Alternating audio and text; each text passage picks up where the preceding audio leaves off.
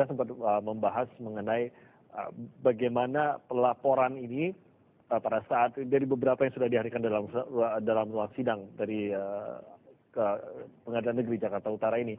Pada saat melaporkan, mereka menulis di situ melaporkan adanya penistaan yang dilakukan. Ya. Dan ini jatuhnya di bawah sama dengan penghinaan, yaitu delik aduan. Sementara pada saat masuk ke dalam ruang sidang, Ahok ini menjadi terdakwa kasus penodaan agama. Nah, kalau dari sisi hukum sendiri, tentunya memproses apabila ada rasa dari masyarakat, ada penghinaan maupun ada penodaan dan lain-lain. Walaupun penodaan itu bukan delik aduan, tapi bisa saja masyarakat merasa ada penodaan tersebut. Nah, masyarakat tidak tahu begitu, Pak Asep. Masyarakat tidak yakin apakah ini penistaan, penodaan. Nah, sisi hukumnya bagaimana terhadap masyarakat yang awam terhadap kata-kata? Gini, betul, tepat sekali pertanyaan Mas Ini. Terima kasih banyak untuk biar cerah masyarakat.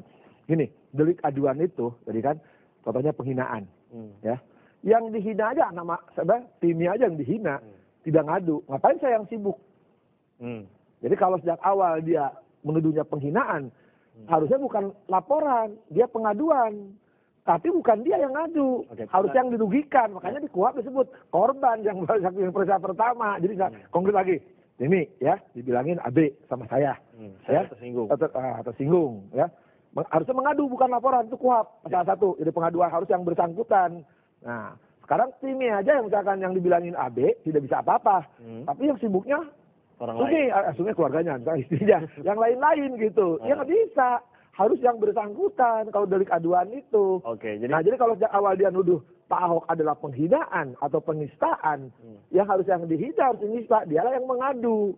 Jadi pasal yang dikenakan juga sebenarnya gini. Kalau tadi Pak Asep memberikan contoh, menyinggung saya sebagai pribadi, gitu ya.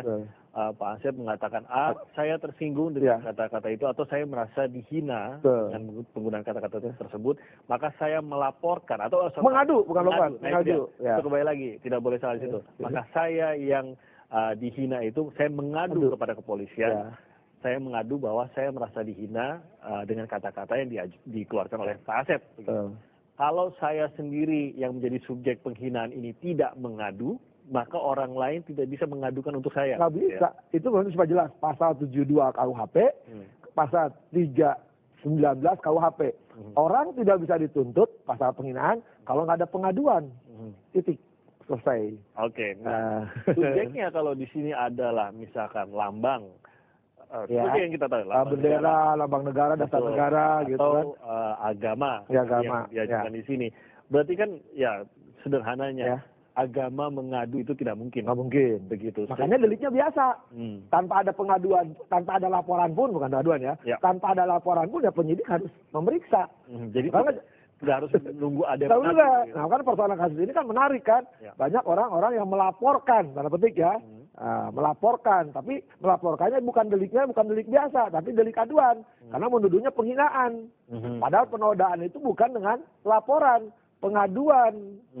Adanya laporan itu tentu saja ya silakan saja. Silakan saja laporan, nggak ada masalah. Kan sekarang banyak orang saling melaporkan. Tapi tidak semua harus tindak pidana laporan ditindaklanjuti kalau nggak ada bukti permulaan. Tapi ingat, kalau kata penghinaan, kata penistaan itu delik aduan, harus pengaduan dari yang jadi korbannya. Jadi sekarang nggak tahu lah logikanya biar nanti orang menafsirkan. Berarti kembali lagi bahwa pengaduan dan pelaporan kita dua hal berbeda. Tapi penting ini. Sekarang di KUHP jelaskan pasal 3 KUHP mengatakan peradilan menggunakan undang-undang ini. Di pasal 1 ya ada betul-betul 28 saya agak lupa. Ada apa yang disebut laporan, ada yang disebut pengaduan. Dua hal yang berbeda. Ya. Nah kemudian juga ketika belajar ajas ada delik aduan, delik biasa. Nah delik biasa terus dengan laporan, delik aduan harus dengan pengaduan. Kalau contoh pengaduan apa? Penghinaan di pasal 310. Nah orang harus bisa dengan pengaduan. Kalau tanpa pengaduan nggak bisa. Dengan pengaduan nggak bisa, harus pengaduan. Karena kata pengadu itu yang bersangkutan. Orang melaporkan nggak boleh. Orang yang dihina macam-macam aja mengadu, ngapain kalian yang sok sibuk? Ya, jadi sok segala macam lah gitulah, aksi dan sebagainya. Itulah hukum mengatur itu, dan itu universal di dunia manapun itu mengatur. Dua sistem hukum mengatur. Jadi kalaupun saat ini kan kita melihat ada pihak yang pro dan kontra, khususnya bagi pihak yang kehadirannya dikatakan mengawal kasus Ahok ini gitu. Juga termasuk dari mereka yang melaporkan. Katakan tidak ada pun pihak yang melaporkan, tidak ada pun pihak yang mendesak jalannya persidangan ataupun mengawal jalannya persidangan, sidang ini memang harus sampai tuntas. Tepat. Kalau Pak Ahok katakan soal benar tidak urusan belakangan ya, betul. Katakanlah kalau Pak Ahok menodai agama, tanpa ada laporan polisi harus memeriksa perkara ini.